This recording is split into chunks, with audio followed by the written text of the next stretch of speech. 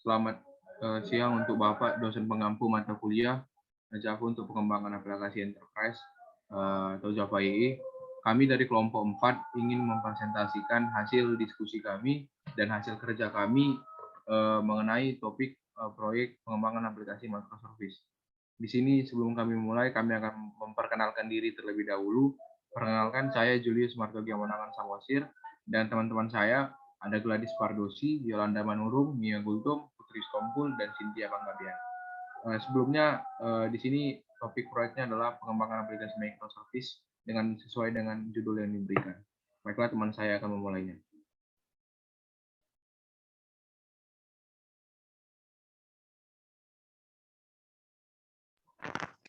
Saya akan menjelaskan sedikit tentang monolitik. Aplikasi monolitik merupakan aplikasi yang dibangun dalam 3 bagian, yaitu database, client side, dan server side. Di mana server side akan menangani request HTTP, kemudian menjalankan beberapa logika sesuai dengan domain. Kemudian mengambil dan memperbarui data dari database dan mengirim data tersebut ke sisi klien.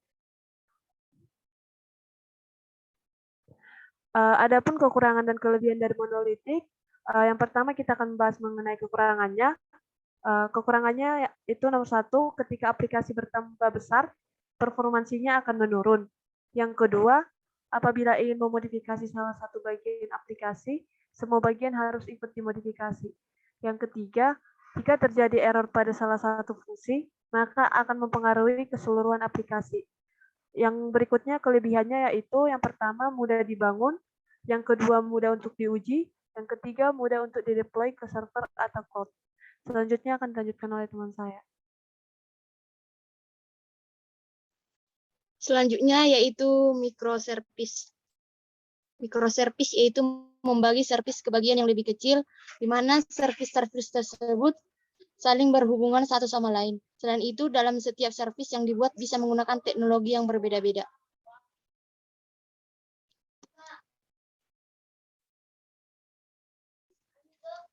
Selanjutnya, kelebihan microservice. Yang pertama, aplikasi scalable, secure, and reliable. Yang kedua, setiap service berdiri sendiri. Yang ketiga, maintenance-nya lebih mudah. Yang keempat, tidak ada hambatan dalam menggunakan teknologi baru. Yang kelima, setiap tim developer dapat mengembangkan setiap service-nya tanpa ada mengganggu service yang lain. Kekurangan microservice. Deployment yang kompleks perlu konfigurasi untuk menjalankan setiap service karena memiliki runtime yang berbeda. Selanjutnya akan dijelaskan oleh rekan saya.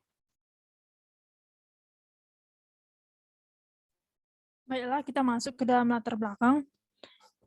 E-commerce merupakan proses penjualan dan pembelian barang atau jasa dengan menggunakan media elektronik dan juga sambungan internet. Dengan media elektronik dan sambungan internet ini akan membantu menjangkau pelanggan yang lebih luas dengan waktu yang lebih cepat dan mudah. Dengan media yang tersedia, maka akan mudah mendapatkan informasi dan juga melakukan penjualan dan pembelian barang atau jasa. Studi kasus pengerjaan proyek ini adalah Institut Teknologi Dell, di mana skop pengerjaan proyek ini adalah e-commerce di Institut Teknologi Dell. E-commerce ini digunakan oleh seluruh sivitas Dell, terhubung dengan pihak kantin dan koperasi IT Dell. Next.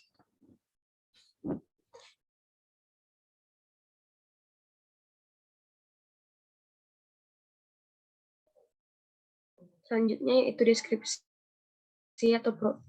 proses atau fungsi. Yang pertama itu ada registrasi. Untuk masuk ke dalam aplikasi, user harus membuat akun terlebih dahulu dengan memasukkan nama, nick, username, serta password saat pertama kali melakukan registrasi. Yang kedua ada autentifikasi untuk login.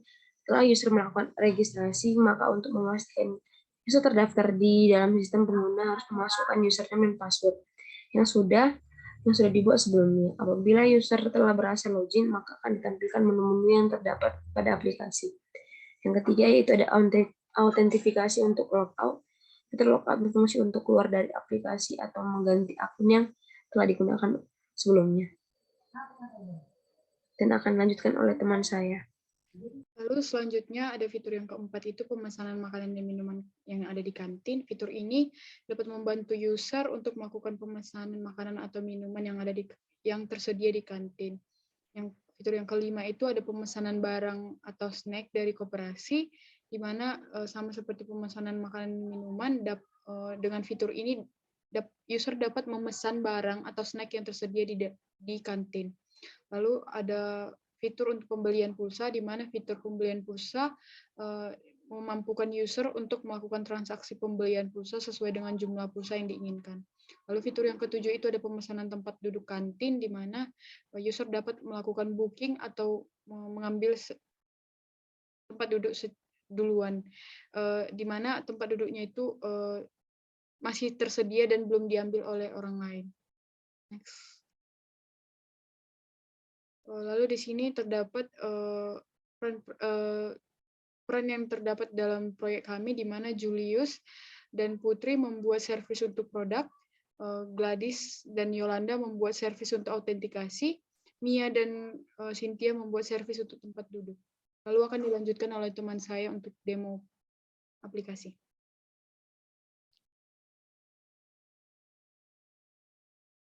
Baiklah, sekarang kami akan mendemokan aplikasi yang sudah kami bangun. Sesuai dengan spesifikasi aplikasi yang sudah diberikan, di sini kami membangun aplikasi Android. Jadi kita lihat bahwa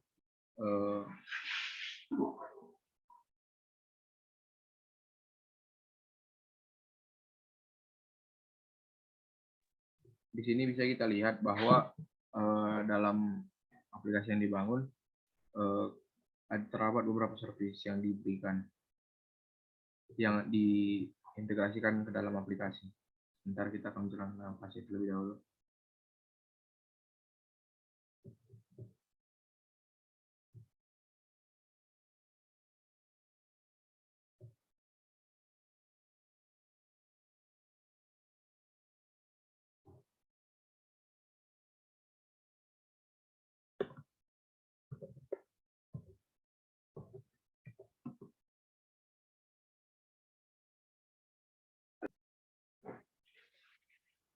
Baiklah, pada aplikasi yang kami bangun, terdapat beberapa service seperti yang kami katakan tadi, yaitu ada service untuk autentikasi akun, yang dimana itu berhubungan dengan satu database, yaitu DB user, dan service lain, yaitu service tempat duduk dan service produk, yang dimana itu berhubungan dengan DB Store yang menggunakan MySQL. Nah, di sini bisa kita lihat dalam pada untuk implementasi dari service autentikasi itu sendiri, untuk servisnya dibangun menggunakan bahasa PHP. Bisa kita lihat di sini dapat login user dan register user, yang dimana root ke dalam service ini dipanggil saat aplikasi dijalankan. Bisa kita lihat saat kita mendaftarkan akun, misalnya sini kita buat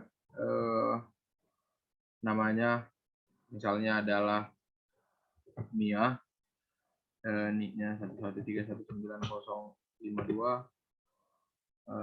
passwordnya Mia, dan filmnya Mia di seperti ini. Saat kita jalankan, maka akan ada toast register successful. Di sini bisa kita lihat proses ini berjalan menggunakan bahasa PHP. Di sini register user, maka Mia tadi, akun Mia yang didaftarkan sudah masuk ke dalam database. Ini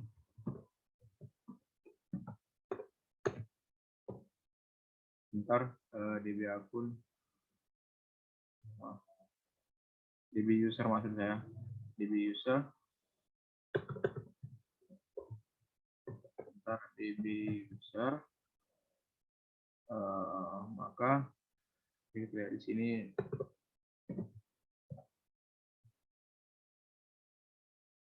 dari tabel user. Sini akun Mia yang didaftarkan tadi dengan password yang sudah di-hash sudah masuk ke dalam database. Maka menggunakan akun yang sama kita bisa melakukan login. Nah, sekarang kita sudah dapat di dashboard aplikasi. Nah, ini proses ini dijalankan dengan memanggil satu service, yaitu yang ada di sini. Bisa kita lihat URL yang ada dimasukkan dalam login activity dan register activity yang ada di sini. Untuk proses autentikasi sendiri dalam pada bagian front end-nya kita menggunakan Java, namun dengan bantuan library OKHTTP, sehingga bisa melakukan login dan registernya. Sini untuk pelakuannya, sini bisa kita lihat API yang sudah dibuat.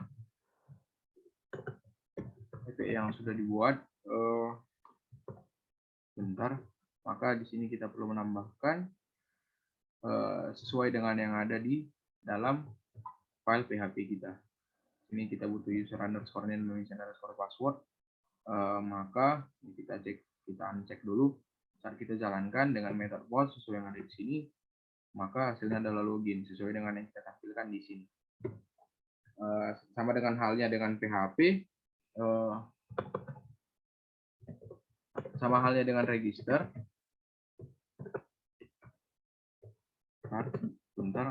Sama dengan halnya register.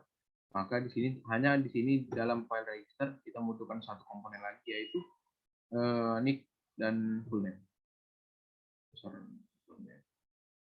Maka user nick-nya misalnya di sini kita masukkan Mona, dan passwordnya juga Mona. Bentar, full name-nya adalah Analisa Sibuan, dan user nick-nya adalah 002, 001. Seperti itu. Saat ini kita jalankan dengan sama dengan method post yang ada di sini. Saat kita lakukan pemanggilan API, maka user register successfully dan akun yang didaftarkan sudah masuk ke dalam database.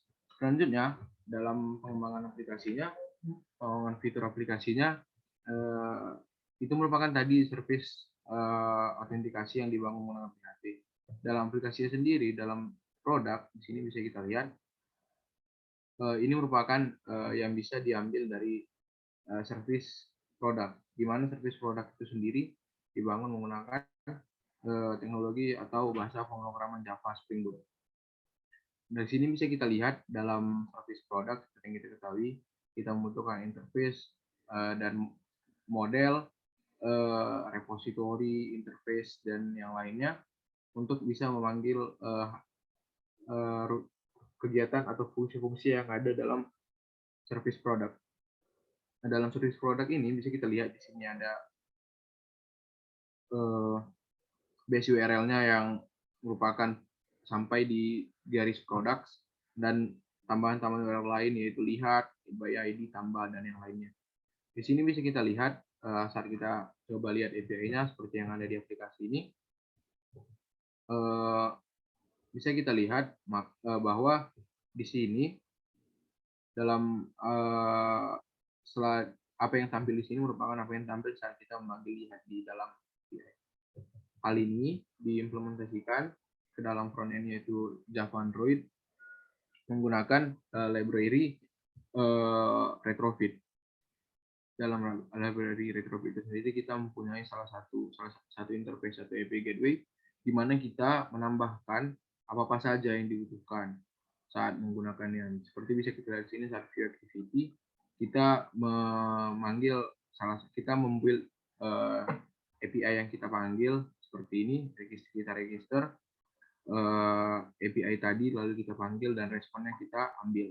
Di sini bisa kita lihat ini bisa produk yang ada dalam recycle view ini bisa tampil saat value dari respon adalah 1. Untuk membuktikan value-nya respon 1, maka saat kita lihat di sini, saat kita jalankan API lihat, maka ada 2 respon yang diberikan, yaitu array berisi result-nya dan value 1 yang ada di bawahnya. Inilah yang bisa menunjukkan bahwa berarti API-nya itu bisa berjalan. Kalau tidak, maka bisa kita lihat di sini, kalau dilihat akan menghasilkan value 0 dan menampilkan string gagal membuat, tidak memberikan hasil yang diinginkan. Begitu juga halnya dengan tambah, ubah, dan hapus. Saat kita melakukan ubah atau menghapus di sini, saat kita coba hapus, sebentar, ya, saat kita lihat di sini, maka kita hapus dengan ID 10. Untuk root hapus sendiri itu merupakan routing ditambah base URL ditambah dengan ID-nya. Saat kita panggil dengan metode delete yang ada sesuai di controller di sini, bisa kita lihat, maka tidak ada yang dihasilkan adalah respon untuk tidak ada line, yang artinya penghapusan dari database sudah berjalan. Jadi saat kita lakukan, sebentar, untuk service produk sendiri diambil dari DB Store, yang dimana kita dari tabel products, jadi kita lihat yang nomor 10 sudah dihapus. Untuk aplikasi kami sendiri, untuk API tempat duduk sendiri, di sini kami memang belum bisa mengintegrasikan dari API-nya ke aplikasinya. Namun di sini bisa kita lihat kami memberikan tempat duduk, satu API tempat duduk yang tetap dibangun menggunakan PHP. Di sini bisa kita lihat ada API lain, API tempat duduk yang dimana berisi mengenai nomor kursi, dan nama pemesan. Hal ini kami lakukan dengan asumsi bahwa pemesan bisa jadi adalah sebuah organisasi atau hal lain seperti itu. Jadi tidak harus berdasarkan tabel user. Sini bisa terlihat, untuk lihatnya sama seperti yang tadi, dia memiliki value dan result, yang dimana value-nya 1 apabila query-nya bisa berjalan dengan baik, dan kalau tidak menghasilkan 0. Di sini kita lihat value-nya 1, dan saat kita coba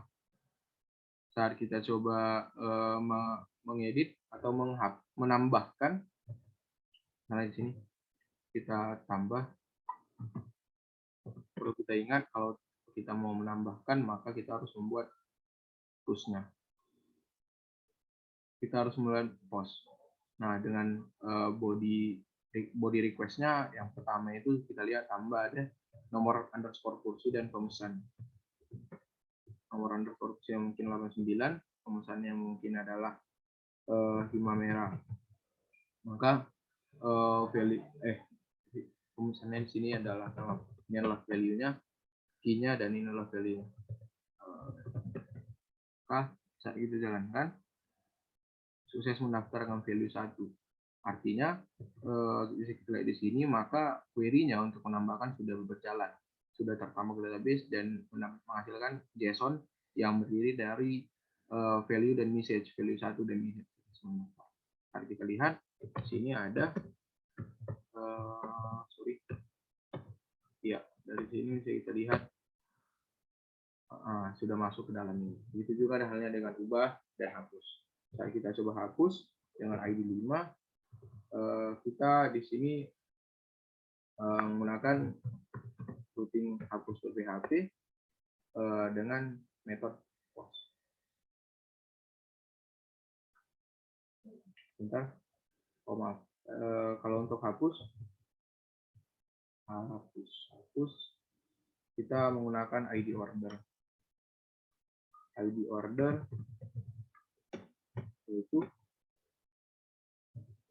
ID order aja yang dibutuhkan, dan kita buat sini 5, maka berhasil dihapus. Ini sama dengan value dan message yang sudah diberikan seperti di awal tadi.